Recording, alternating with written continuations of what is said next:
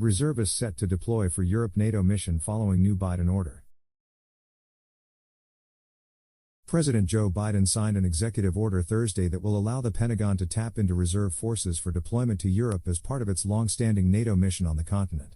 According to a copy of the order released by the White House, it allows the military to use up to 3,000 reserve service members to augment its forces in Europe, which grew in reaction to Russia's invasion of Ukraine. The Pentagon said last year it increased the troop presence on the continent by about 20,000 troops as Russian President Vladimir Putin attempted to seize the country, bringing the total U.S. force in Europe to more than 100,000. Biden nominates new head of Space Command amid Tuberville bloc, basing disputes. It's unlocking additional forces for use in support of this operation, the Pentagon's top spokesman, Brigadier General Pat Ryder, told reporters on a phone call Thursday.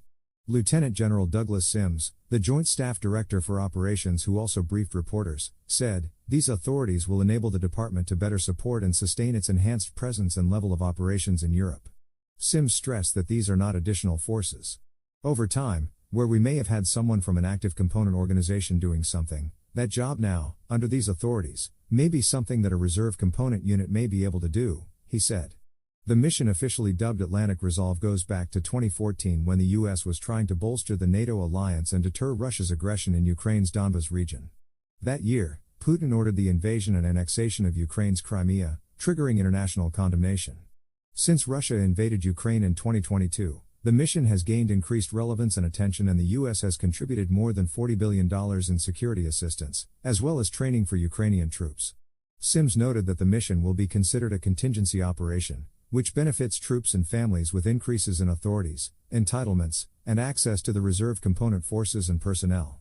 The designation means more personnel-related entitlements that give activated reservists the same benefits as active component personnel, as well as a way for the Pentagon to better track spending directly associated with the mission, Ryder said.